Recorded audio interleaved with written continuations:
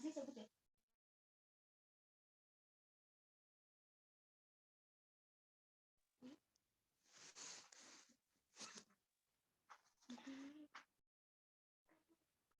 Pak, bisa dimulai. Oh ya, terima kasih. Assalamualaikum warahmatullahi wabarakatuh. Waalaikumsalam warahmatullahi wabarakatuh. Waalaikumsalam. Ya, teman-teman semuanya, ini untuk pertemuan yang kedua ya di siang hari ini. Nah, ini untuk presentasi, kebetulan ini kan case study-nya udah diselesaikan oleh mahasiswa ya. Dibagi menjadi berapa kelompok kemarin? 10 kelompok, Pak. 10 kelompok. Nah, ini kalau presentasi 10 kira-kira waktunya cukup apa enggak? Enggak, Pak. Tidak, Pak. Tidak cukup. Nah, ini saya belum beri hasil diskusinya ya. Jadi kemarin saya juga lupa, jadi hasil diskusinya, terus tren isunya apa. Jadi kalau misalnya kira-kira ada yang sama atau antar satu kelompok dengan kelompok yang lain kan bisa diringkas ya. Jadi misalnya kelompok 1 dengan kelompok 5 kok sama, nanti cukup kelompok 1 yang mempresentasikan kayak gitu ya. Tapi mungkin untuk siang hari ini nanti kita 3 kelompok cukup lah ya. Paling tidak nanti masing-masing kelompok tugasnya dikumpulkan ke saya ya. Tugasnya dikumpulkan bisa lewat WA, lewat Sipen ya. Nah, Baik, Pak. untuk yang hari ini kelompok yang sudah siap kelompok berapa? Antara kelompok 1 sama kelompok 10 siap semua? Sudah siap semua, Pak. Oke, kalau gitu ini sistemnya mau seperti apa? Apakah ada yang memimpin, moderator, silahkan presentasi kayak gitu, apa langsung dari saya?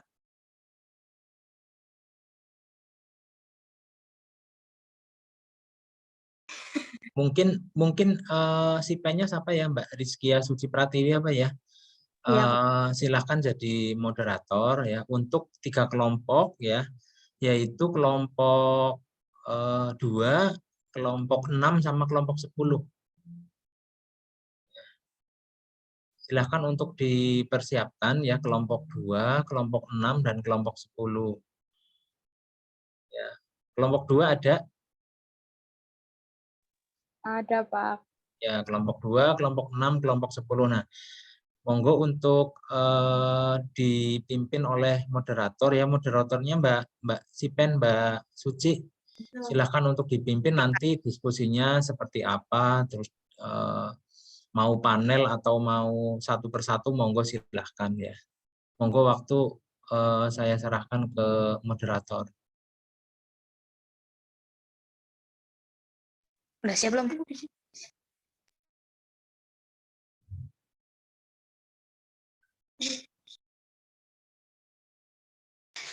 Bismillahirrahmanirrahim. Assalamualaikum warahmatullahi wabarakatuh. Waalaikumsalam warahmatullahi wabarakatuh. Perkenalkan, nama saya Rizky Pratiwi. Di sini saya menjadi moderator untuk presentasi hari ini. Untuk kelompok 2, dipersilakan share screen.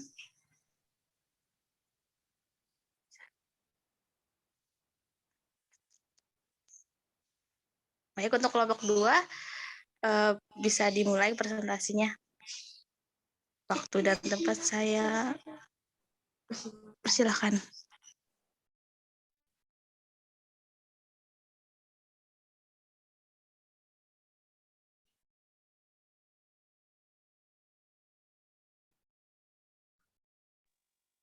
Ya, Assalamualaikum warahmatullahi wabarakatuh. Waalaikumsalam warahmatullahi wabarakatuh. Waalaikumsalam warahmatullahi wabarakatuh.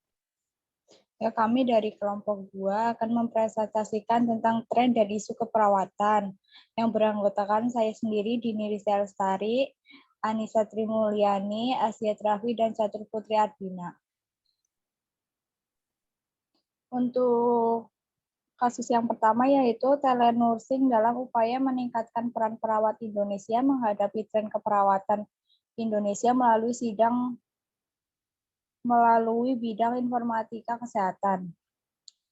Untuk trennya yaitu dalam beberapa tahun terakhir ini, profesi keperawatan mengalami perkembangan yang sangat pesat. Perawat semakin dituntut untuk profesional dan mengedepankan perkembangan teknologi kesehatan, di mana pasien atau klien yang membutuhkan asuhan keperawatan dapat berasal dari berbagai kalangan dan dalam dunia maya atau cybernet, di mana semakin ditandai dengan tingginya penggunaan internet di Indonesia dan semakin banyaknya website di bidang kesehatan.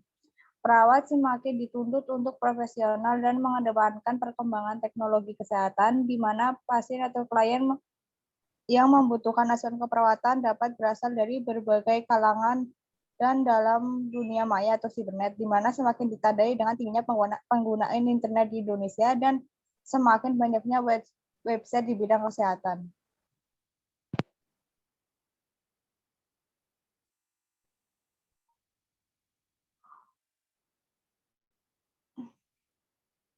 Telenursing dalam upaya meningkatkan peran perawat Indonesia menghadapi tren keperawatan Indonesia melalui bidang informatika kesehatan. Perawat tersebut sangat senang menerima pelatihan telehealth. Perawat ini sangat puas dengan telenursing berdasarkan kepada autonomi, interaksi, status profesional, bayaran, tugas, kenyamanan, dan kenyamanan tempat kerja. Sebagian besar telenurses yang disurvei 75% diantaranya percaya bahwa sertifikat pendidikan penting dalam telenursing. Isu yang terjadi dalam pemberian pelayanan kesehatan dalam bentuk telenursing yaitu praktek telenursing masih dilarang. Sebagai contoh, di salah satu negara adidaya yakni Amerika Serikat, praktek telenursing dilarang karena perawat yang online sebagai koordinator harus memiliki izin atau lisensi di setiap negara bagian dan pasien yang menerima telecare harus bersifat lokal guna menghindari malpraktek perawat antar negara bagian. Pelaksanaan telenursing di Indonesia masih belum berjalan dengan baik disebabkan karena keterbatasan sumber daya manusia, keterbatasan sarana dan prasarana, serta kurangnya dukungan pelaksanaan telenursing dari pemerintah. Kekhawatiran dengan adanya telenursing ini adalah tidak adanya interaksi langsung perawat dengan klien yang akan mengurangi kualitas pelayanan kesehatan. Kekhawatiran ini muncul karena beranggapan kontak langsung dengan pasien sangat penting, terutama untuk dukungan emosional dan sentuhan terapeutik. Untuk yang slide selanjutnya dibacakan oleh pembaca berikutnya. Peran pemimpin dalam perkembangan teknologi informasi, telenursing yang menjadi tren isu keperawatan. Dengan adanya teknologi informasi dalam bidang keperawatan, sehingga muncul metode baru dalam memberikan asuhan keperawatan yang dikenal dengan telenursing. Telenursing dapat mengurangi hari rawat di RS, sehingga berdampak pada berkurangnya biaya perawatan atau efektif dan efisiensi dari sisi biaya kesehatan. Mengurangi jumlah kunjungan ke pelayanan kesehatan, peningkatan jumlah cakupan pelayanan keperawatan dalam jumlah yang lebih luas dan merata. Dapat dimanfaatkan dalam bidang pendidikan, keperawatan, model distance dan perkembangan riset keperawatan berbasis informatika kesehatan, dan meningkatkan kepuasan perawat dan pasien terhadap pelayanan keperawatan yang diberikan, serta meningkatkan mutu pelayanan keperawatan di rumah atau home care. Perawat yang melakukan telenursing harus perawat yang memiliki lisensi yang valid dan terkini. Telenursing dianggap mampu untuk memperbaiki keadaan di mana masyarakat bisa mengakses perawatan kesehatan dengan cara yang mudah dan biaya yang efektif, sehingga dapat meningkatkan kesehatan dan kesejahteraan masyarakat. Dengan telenursing, perawat bisa memperluas jangkauan, dapat memberikan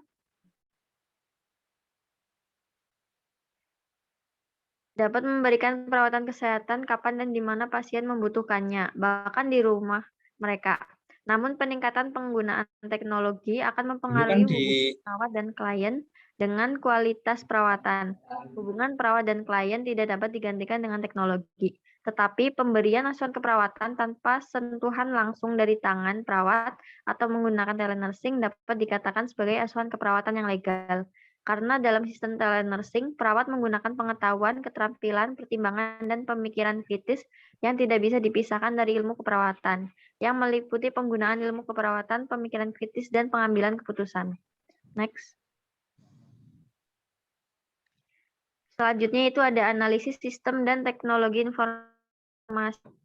Acuan dalam perancangan rencana strategi sistem informasi dan teknologi informasi. Rentra S1 atau TI di Rumah Sakit Islam Yogyakarta PDHI.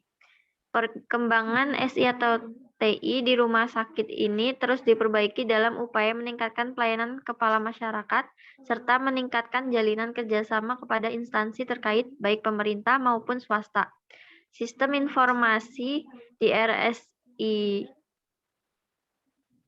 PDHI sudah cukup baik di antara rumah sakit yang ada di Kabupaten Sleman, DIY dan sekitarnya. Meskipun baru berjalan sekitar 3 tahun, SIM RS di RSIY PDHI sudah terkomputerisasi. Namun pada saat ini sistem informasi yang ada masih untuk kalangan internal rumah sakit saja, belum bersifat online untuk pihak luar.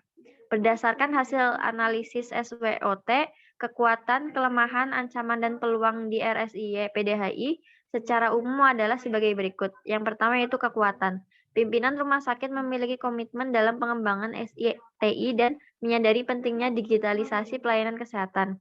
Yang kedua yaitu kelemahan belum memiliki perencanaan SI atau TI yang terarah, ketersediaan infrastruktur dan keterbatasan SDM. Yang ketiga yaitu ancaman. Perkembangan SI atau TI yang cukup pesat dan sudah banyak RS di Sleman dan DIY yang memiliki SI-TI yang lebih matang. Yang keempat yaitu peluang tingginya kepercayaan masyarakat, letak rumah sakit yang strategis, dan keaktifan RSIY PDHI dengan komunitas di luar terkait pengembangan SI-TI di rumah sakit. Analisis SWOT bertujuan mengidentifikasi peluang dan ancaman eksternal, serta kekuatan dan kelemahan internal. Peluang dan ancaman eksternal merujuk pada peristiwa dan tren ekonomi, sosial, budaya, demografi, lingkungan, politik, hukum, pemerintahan, teknologi, dan persaingan yang dapat menguntungkan atau merugikan suatu organisasi. Next. Selanjutnya akan dibacakan oleh pembaca selanjutnya. Silakan Dina.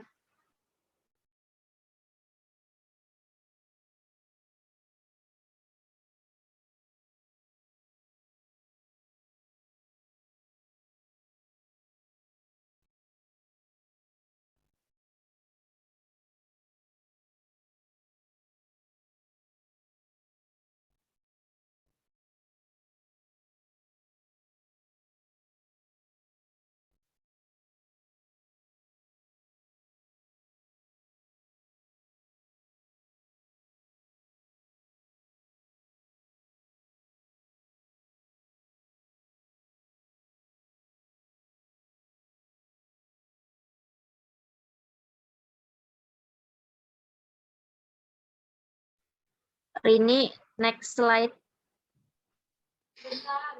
Sebentar ya Mbak, lagi macet soalnya. Oh iya, oke Mbak Rizkia.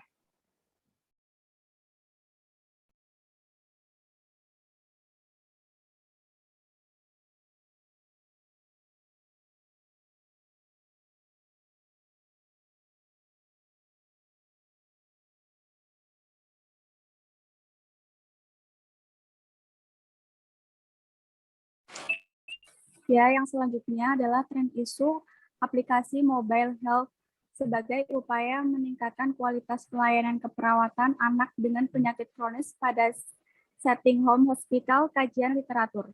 Indonesia merupakan salah satu negara yang memiliki pola peningkatan angka kematian dan kesakitan akibat dari penyakit kronis. Tahap lanjutan pada penyakit ini dapat mengakibatkan anak sering keluar masuk rumah sakit dan membutuhkan perawatan jangka panjang. Anak dan orang tua akan mengalami stres berkepanjangan, tekanan psikologis dan finansial sebagai akibat dari hospitalisasi yang berkepanjangan. Gawai akhir-akhir ini merupakan piranti elektronik yang fenomenal dan telah menyentuh berbagai lapisan masyarakat. Pengembangan mobile health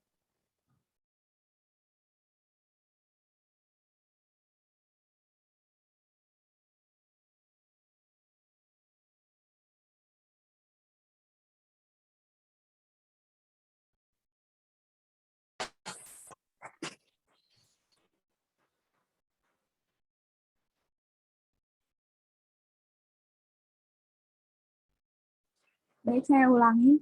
Pengembangan mobile health untuk perawatan klien dengan penyakit kronis mulai berkembang luas di Amerika Serikat, Australia, dan beberapa negara di Uni Eropa. Perkembangan ini diikuti dengan munculnya berbagai model yang memiliki nama spesifikasi yang berbeda sesuai dengan area perawatan. Salah satu di antaranya adalah model aplikasi Health Information Technology yang diterapkan pada anak perawatan paliatif di Amerika Serikat. Studi dengan judul Pediatric Palliative Care and Health dilakukan pada 6 orang dokter, 3 perawat, dan anak dengan perawatan paliatif. Next.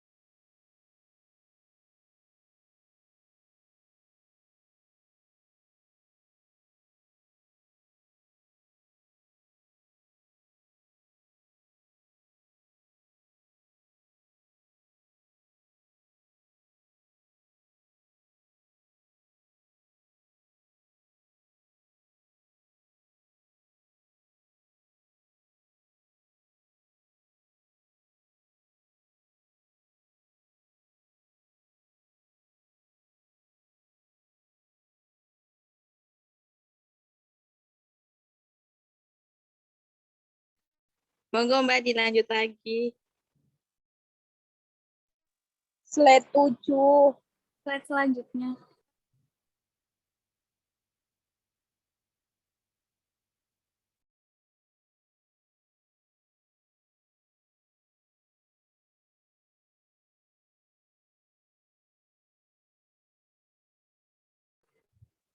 Tahun 2012 saja tercatat sudah ada 40.000 aplikasi kesehatan yang beredar di pasaran. Kemenkes Republik Indonesia juga tidak ingin ketinggalan. Berita terbaru ada aplikasi sehat jiwa yang diluncurkan tahun 2015 dan aplikasi pendaftaran online yang diluncurkan pada 2 Desember 2016.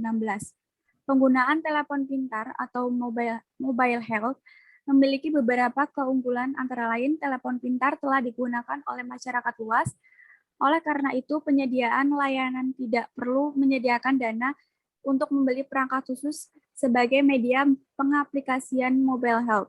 Pembuatan dan pembelian aplikasi mobile health yang berbasis Java, Symbian, iOS, atau Android juga akan lebih murah karena kompleksitas program dan ukuran file lebih kecil dibandingkan dengan aplikasi pada e-health yang menggunakan PC. Isu-isu hambatan implementasi mobile health seperti masalah etik atau keamanan dan kerahasiaan data, tingkat validitas informasi, dan sikap caring perawatan klien.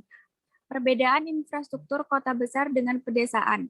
Minimnya dukungan pemerintahan sebagai pengambil kebijakan hendaknya bukan menjadi penghambat bagi perawat Indonesia untuk merespon isu pengembangan teknologi informasi tersebut. Sudah menjadi hal yang lumrah jika implementasi ide baru akan selalu dihadapkan dengan suatu hambatan. Suatu hambatan akan dapat diatasi jika dihadapi melalui sebuah proses perbaikan dan evaluasi. Oleh karena itu, hendaknya perawat anak di Indonesia sudah mulai mengenali penggunaan aplikasi program melalui riset dan berkolaborasi dengan beberapa profesi terkait agar dapat berkontribusi terhadap perbaikan pelayanan kesehatan di masa yang akan datang. Sekian presentasi dari kelompok kami. Mohon maaf jika ada kesalahan. Terima kasih. Wassalamualaikum warahmatullahi wabarakatuh. Salam warahmatullahi wabarakatuh. Baik, terima kasih untuk kelompok 2. Untuk kelompok 2, apakah ada yang didiskusikan atau pertanyaan untuk kelompok 2? Silakan.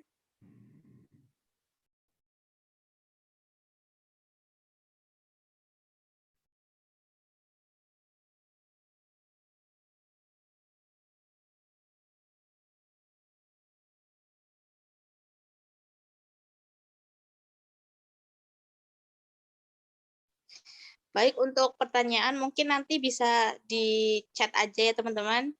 Kita lanjutkan dulu ke kelompok 6.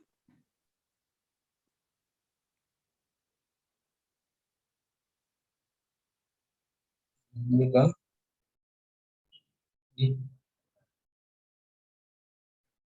Ya, ya didaftarin di itu di linknya. Nanti ada pilihan.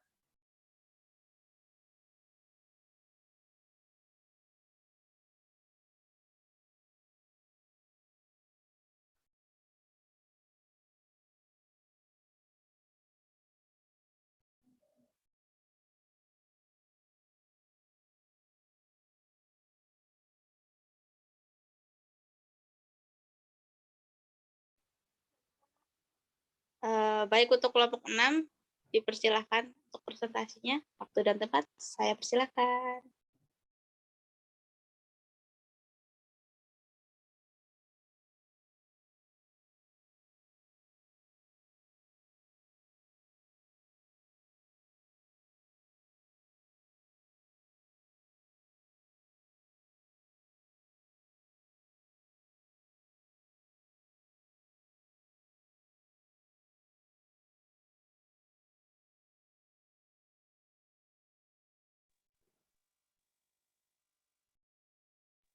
Assalamualaikum warahmatullahi wabarakatuh.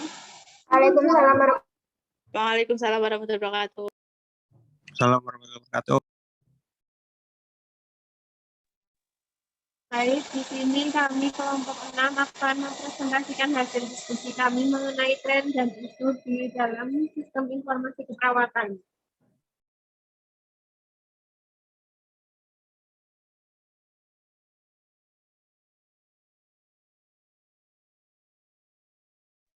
Next, Mbak.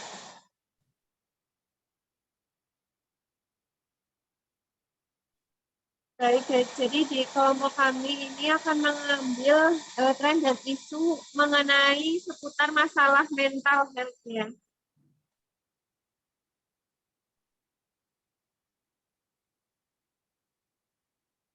Yang pertama yaitu ada bunuh diri pada anak dan remaja. Trennya bunuh diri ini merupakan masalah kesehatan yang menjadi perhatian utama di banyak negara, terutama pada kelompok anak-anak dan usia parubaya. Menurut WHO mengungkapkan bunuh diri merupakan penyebab kematian nomor 2 terbanyak pada kelompok usia 15 sampai 29 tahun. Berdasarkan jenis kelamin, anak laki-laki 3 kali lebih sering melakukan bunuh diri dibanding anak perempuan, namun sering bertambah usia, rasio semakin bertambah menjadi 4,5:1 pada usia 15 sampai 19 tahun. Kemudian percobaan bunuh diri pada remaja 2 kali lipat lebih sering pada perempuan dibandingkan laki-laki. Metode bunuh diri pada remaja yang paling sering dilakukan adalah dengan menggunakan senjata api. Pada percobaan bunuh diri, metode yang paling sering digunakan adalah menelan analgetik.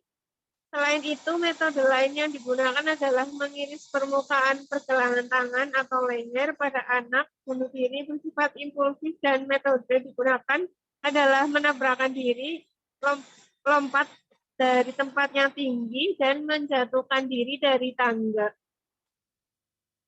Isunya yaitu bunuh diri pada anak sangat terkait dengan perkembangan kognitif dan pemahaman tentang kematian, stresor psikososial efektif, serta peran kelekatan atau attachment. Untuk mengerti psikodinamika mengenai hal ini, maka akan dibahas teori kognitif Piaget, terutama tahap pre-operasional dan konkret operasional, yang erat kaitannya dengan pemahaman anak mengenai konsep kematian yang disertai juga tentang subkonsep kematian yang diusulkan oleh Fitch dan Brain.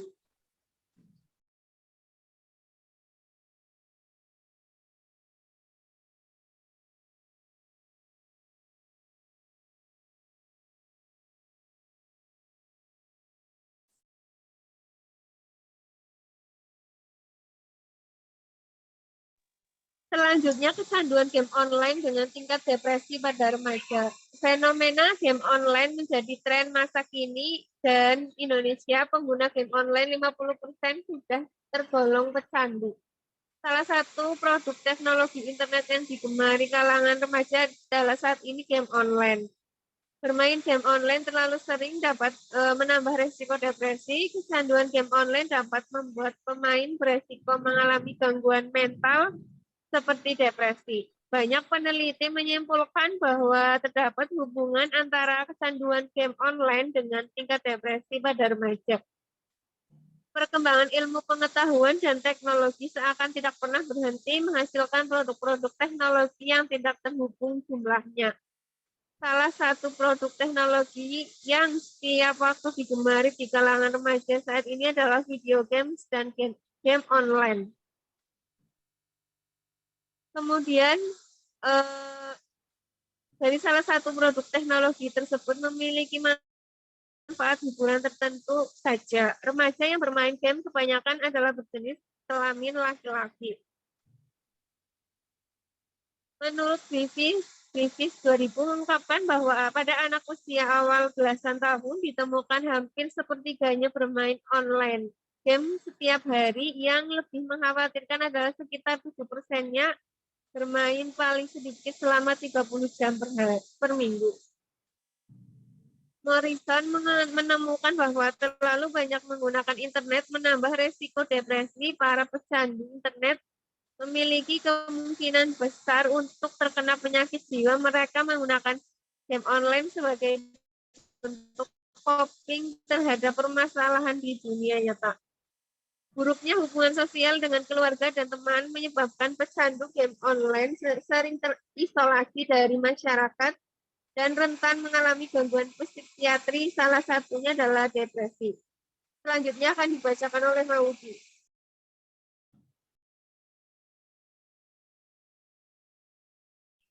Next, Mbak.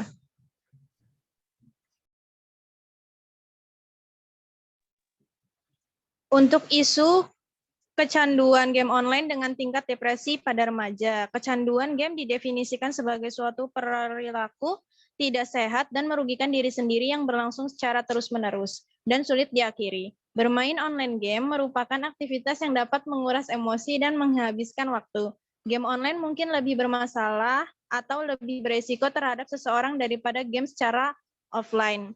Hasil penelitian Chow dan Su pada tahun 2006 pada siswa yang mengalami adiksi internet game di Korea menunjukkan bahwa siswa dengan adiksi internet dengan mudah dipengaruhi oleh perasaan, emosional, kurang stabil, imajinatif, tenggelam dalam pikiran, mandiri, bereksperimen, dan lebih memilih keputusan sendiri. Maka tidak heran jika anak dapat mengalami adiksi game karena pengaruh dari kekuatan game. Depresi merupakan salah satu gangguan mood yang ditandai oleh hilangnya perasaan kendali dan pengalaman subjektif, adanya penderitaan berat. Mood adalah keadaan emosional internal yang meresap dari seseorang dan bukan afek, yaitu ekspresi dari isi emosional saat itu. Menurut Kaplan 2010, korelasi positif tersebut menunjukkan bahwa semakin tinggi kecanduan bermain game online, maka semakin tinggi tingkat depresi. Next. Tren isu telenursing. Trennya telenursing merupakan pelayanan asuhan keperawatan jarak jauh untuk mengurangi biaya kesehatan, jangkauan tanpa batas akan layanan kesehatan, mengurangi kunjungan dan masa hari rawat, meningkatkan pelayanan pasien sakit kejiwaan, mengembangkan model pendidikan keperawatan berbasis multimedia.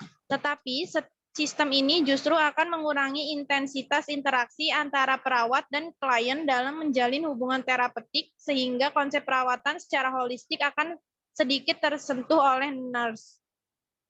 Isunya, aplikasi telenursing tersedia di rumah sakit melalui telenursing center dan melalui unit mobile. Melalui sistem video interaktif, keluarga pasien menghubungi perawat bertugas jika pasien rawat inap dan menyusun suatu konsultasi melalui video untuk menunjukkan permasalahan yang dihadapi jika pasien di rumah. Next.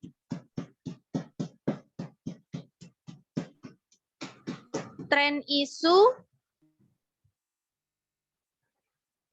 Pelayanan keperawatan mental psikiatrik di era globalisasi. Trennya, penggunaan narkoba bagi generasi muda banyak agar dapat diterima oleh lingkungan, mengurangi stres, mengurangi kecemasan agar bebas dari murung, mengurangi keletihan, dan mengatasi masalah pribadi. Akan tetapi, terlepas dari semua itu, remaja memakai narkoba karena narkoba membuatnya merasa nikmat, enak, dan nyaman pada awal pemakaian.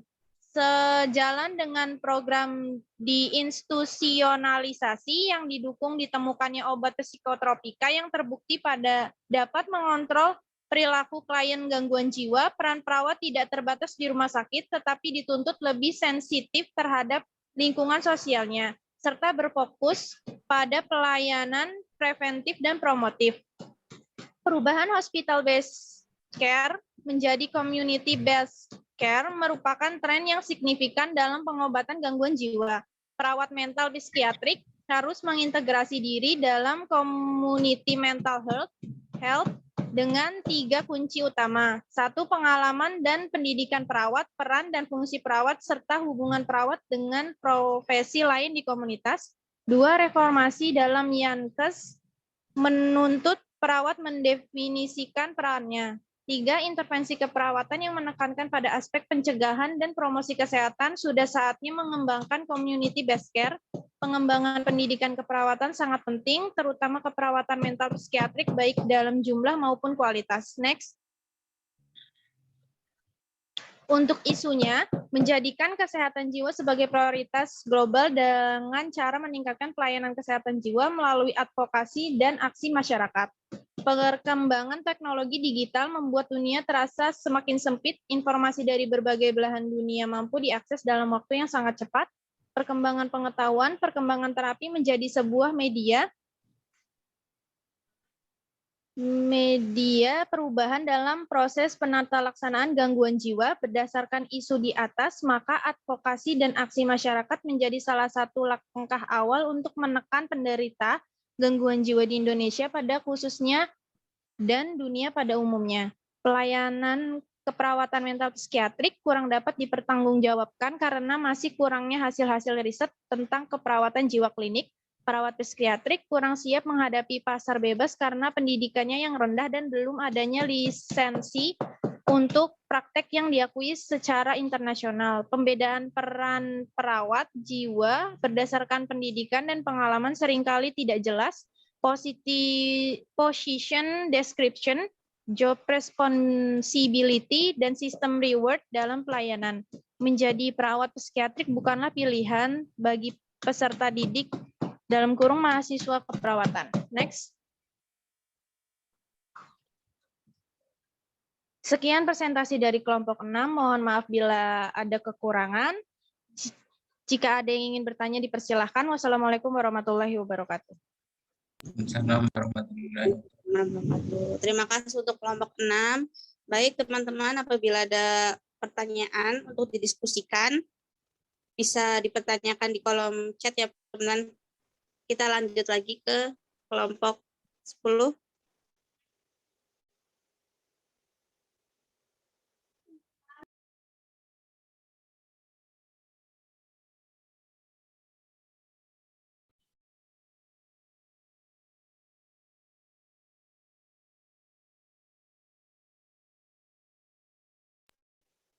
Baik, untuk waktu dan tempat kami persilahkan kelompok 10.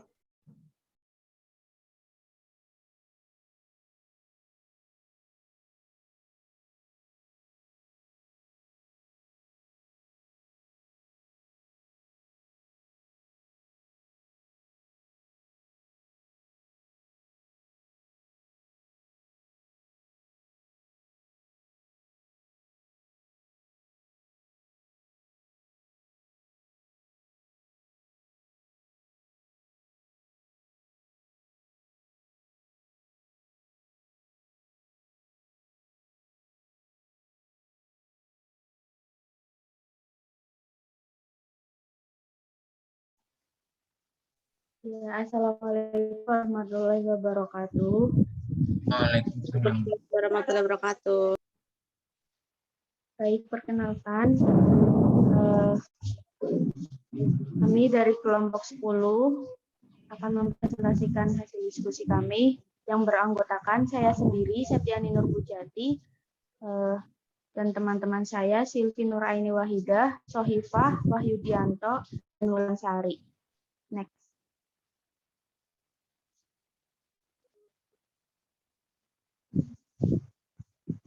Untuk artikel yang pertama, tentang penerapan artificial intelligence atau AI pada robot asuhan perawatan NAR dalam peningkatan efektivitas kinerja kerja di rumah sakit. Di awal tahun 2020, gejala virus corona atau COVID-19 telah melanda hampir seluruh negara yang ada di dunia. Dampak dari gejala ini dapat menyebabkan berbagai gejala seperti batuk, flu, pilek, demam, dan gejala lainnya. Seperti yang kita ketahui, gejala ini dapat menyebar melalui kontak langsung dengan penderita dan juga melalui droplet yang dikeluarkan saat batuk atau bersin. Salah satu cara untuk mencegah gejala tersebut adalah dengan lockdown atau karantina diri sendiri mengikuti protokol kesehatan yang sudah ditetapkan. Next.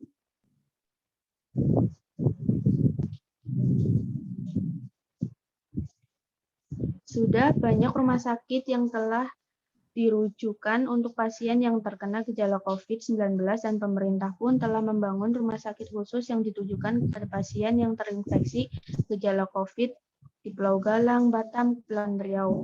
Para dokter dan perawat di pun kurang istirahat dikarenakan merawat pasien COVID.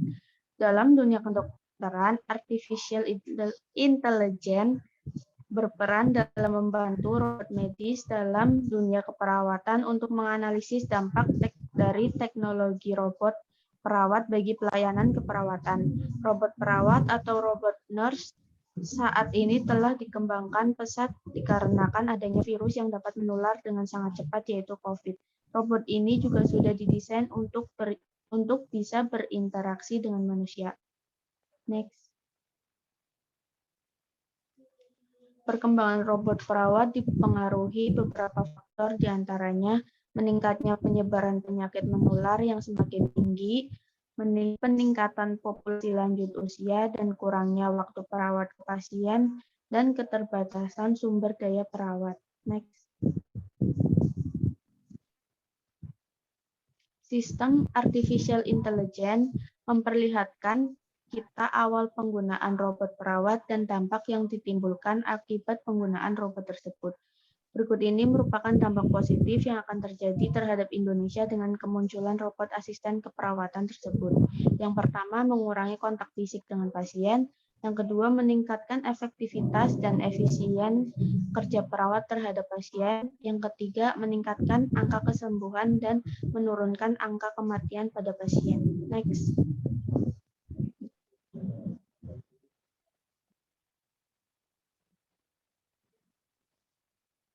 Next. Kemunculan robot asuhan keperawatan ini memiliki pro dan kontra dari masyarakat. Banyak yang beranggapan bahwa kemunculan robot ini akan menyebabkan berkurangnya lowongan pekerjaan sebagai perawat. Namun hal ini tidak akan terjadi. Karena robot asuhan perawat ini sebagai mesin bantuan di rumah sakit melakukan kegiatan fisik.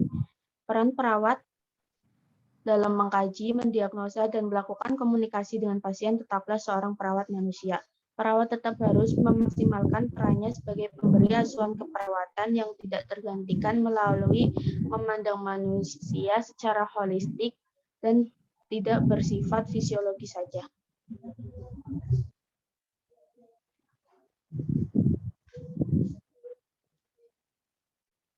Berikutnya akan dibacakan oleh Mbak Silvi.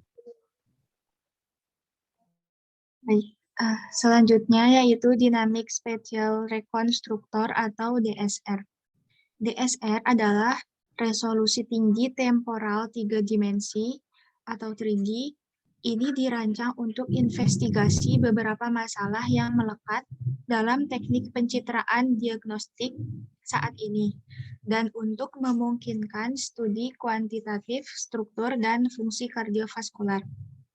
Fungsi Dynamic Spatial Reconstructor atau DSR ini dikembangkan untuk perangkat non-invasif diagnostik untuk mendeteksi kanker paru-paru dan penyakit jantung pada tahap awal. Secara akurat dapat menyelesaikan volume paru-paru, volume ruang jantung, massa otot miokard, dan kepadatan daerah paru-paru. Next.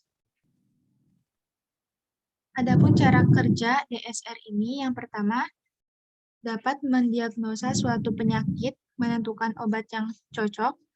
Yang kedua, yaitu melihat dan menganalisa organ-organ tubuh dalam manusia. Yang ketiga, melakukan penelitian ilmiah yang diperlukan. Yang keempat, yaitu memasukkan, menyimpan, mengelompokkan, dan mengolah data-data secara tepat dan terkoordinir sehingga memudahkan dokter untuk dapat mengetahui penyebab penyakitnya apa dan lainnya. Selanjutnya akan dibacakan oleh Sohifah. Yang selanjutnya ada peran dan manfaat komunikasi pembangunan pada aplikasi pelacak COVID-19 sebagai media komunikasi kesehatan atau kajian media komunikasi dalam perspektif sosial. Perkembangan teknologi dinilai memiliki dampak positif dalam menghambat penyebaran virus COVID-19. Teknologi informasi memegang peranan dalam penyebaran informasi atau peran positif sehingga mampu menekan jumlah korban pandemi COVID-19 lebih banyak. Next. Pemerintah Indonesia telah meluncurkan aplikasi pelacak COVID-19 yaitu aplikasi Peduli Lindungi. Aplikasi Peduli Lindungi merupakan aplikasi yang dikembangkan oleh anak bangsa.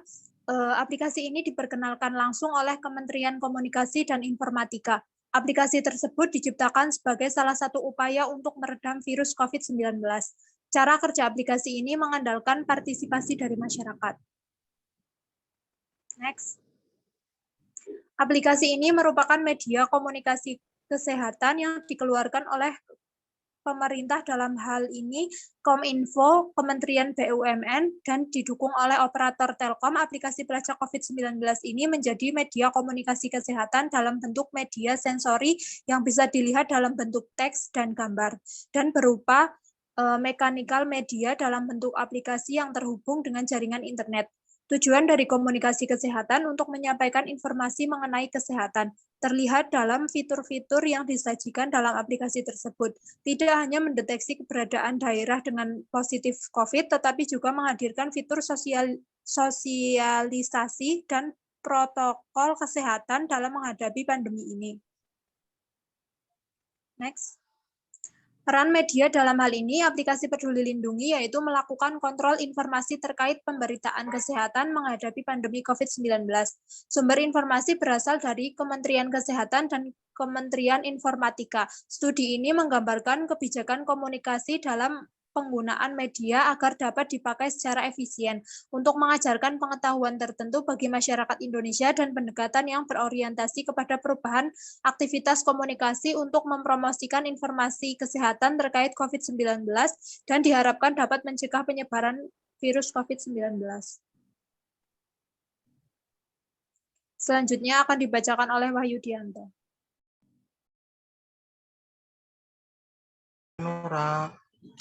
Ya, selanjutnya sistem informasi geografis, tren pemanfaatan teknologi informasi untuk bidang terkait kesehatan. Teknik sistem informasi geografis atau SIG saat ini telah berkembang dengan cepat, bahkan pemanfaatnya tidak hanya terbatas di bidang geografi saja, tetapi telah merambah ke berbagai bidang, tidak terkecuali dalam bidang kesehatan. Lebih khusus di bidang status kesehatan, sistem informasi geografis dapat digunakan untuk menganalisis dan menetapkan data-data kesehatan, seperti pemetaan distribusi geografis dari suatu populasi berisiko, distribusi penyakit dan masalah kesehatan, distribusi lokasi, fasilitas pelayanan kesehatan, dan analisis faktor risiko kejadian penyakit. Yuk, next.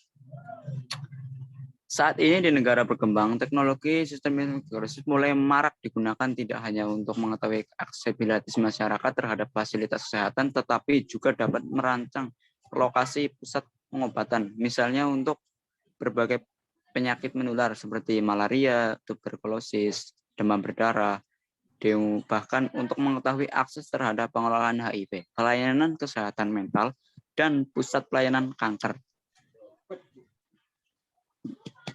Bahkan teknologi sistem informasi geografis sudah mulai banyak dimanfaatkan di bidang kesehatan. Institusi pemerintahan seperti Kementerian Kesehatan, Dinas Kesehatan, baik kabupaten maupun provinsi menggunakan data-data laporan rutin untuk diolah secara spesial. Institusi pelayanan kesehatan seperti puskesmas, rumah sakit, dan balai pelayanan kesehatan juga mulai menggunakan sistem informasi geografis untuk mengevaluasi kunjungan pasien dan cakupan pelayanan keperawatan pasien. Hasil ini dapat dijadikan bahwa untuk menyusun sistem perluasan promosi program pendidikan ke daerah-daerah yang belum tercakup, pendekatan yang sama juga dapat diadopsi oleh perusahaan untuk pengembangan aplikasi sehat untuk menganalisis data sembarang seperti penggunaan aplikasi dan sembarang kompetitor provider pelayanan kesehatan. Ya, akan dilanjutkan oleh Mbak Ulan, silakan. Terima kasih. Telehealth dengan diagnosa penyakit otomatis berbasis web. Telehealth merupakan sebuah sistem yang menggunakan teknologi informasi yang mendukung jarak jauh penanganan kesehatan pasien yang berhubungan dengan tenaga medis atau dokter. Penggunaan telehealth akan dapat meningkatkan kepuasan dari pasien dikarenakan penggunaannya yang tidak memerlukan bertatap muka secara langsung terhadap dokter. Telehealth bertujuan untuk menurunkan biaya dan memanfaatkan secara efektif sumber daya kesehatan yang ada. Namun sistem telehealth pada umumnya digunakan untuk mengobati penyakit daripada melakukan pencegahan. Next. Sistem telehealth dapat menyelesaikan masalah penanganan kesehatan di Indonesia. Dengan menggunakan sebuah sistem telehealth, dapat membantu masyarakat agar lebih dekat dengan dokter ataupun menghemat waktu dalam menangani penyakit atau konsultasi perihal kesehatan. Hasil pengembangan dari sistem telehealth ini adalah adanya fungsi untuk konsultasi dengan dokter dalam bentuk chatbox real time, di mana penggunaan tidak perlu mereload halaman untuk mendapatkan balasan konsultasi. Terdapat pula fungsi diagnosa penyakit otomatis dengan menggunakan perhitungan metode Dempster-Shafer, di mana pengguna dapat mendiagnosis penyakit berdasarkan gejala-gejala yang dialami dan beberapa fungsi pendukung lainnya. Pengujian kebutuhan fungsional yang dilakukan menggunakan pengujian white box dan black box menghasilkan tingkat keberhasilan sebesar 100%. Ya, demikian presentasi yang dapat kami sampaikan. Kurang lebihnya mohon maaf. Wassalamualaikum warahmatullahi wabarakatuh. Waalaikumsalam warahmatullahi wabarakatuh. Terima kasih untuk kelompok 10. Baik, untuk teman-teman, apakah ada yang mau didiskusikan atau ada pertanyaan? Silahkan.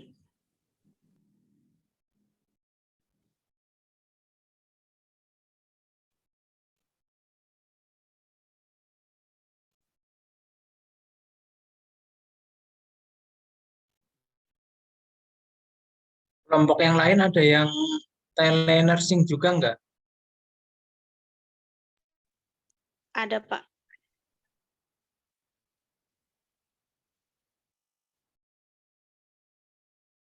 Ya, jadi memang rata-rata telenursing ya, telehealth.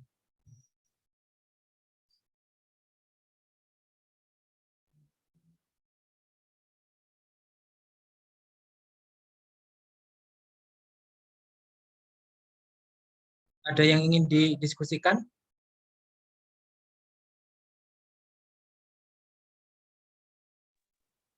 Mungkin belum, Pak. Belum ada yang mau didiskusikan dari teman-teman. Selain 3 kelompok itu, yang lain materinya apa aja coba? Kelompok 1 apa coba? Kelompok 1 tentang apa?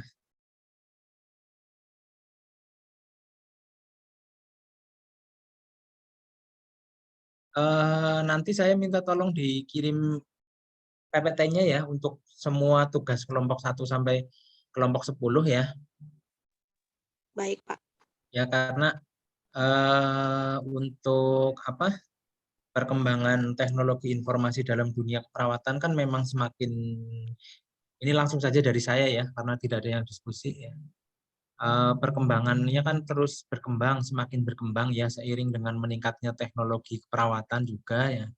Nah, ini dari beberapa kelompok mengangkat isu terkait dengan telenursing ya. Memang tidak bisa dipungkiri ya, telenursing itu menjadi salah satu tren isu yang berkembang saat ini ya. Sebenarnya kalau isu-isu yang lain sebenarnya juga cukup banyak terkait dengan misalnya literasi digital dalam keperawatan kayak gitu. Nah, ini tidak ada yang mengangkat itu ya tentang literasi digital. Ya mungkin untuk lain waktu bisa didiskusikan dengan anggota kelompoknya bagaimana literasi digital terutama untuk literasi digital keperawatan. Ya. Untuk telenursing ini ya, telenursing memang banyak keuntungan yang didapat ya kalau memang sudah bisa dilaksanakan ya. Tentunya efektivitas, efisiensi biaya, kemudian sumber daya dan lain-lain dengan telenursing diharapkan akan lebih bermanfaat untuk pelayanan keperawatan yang akan datang. Mungkin seperti itu ya tambahan dari saya untuk pertemuan siang hari ini. Bisa diakhiri barangkali ya.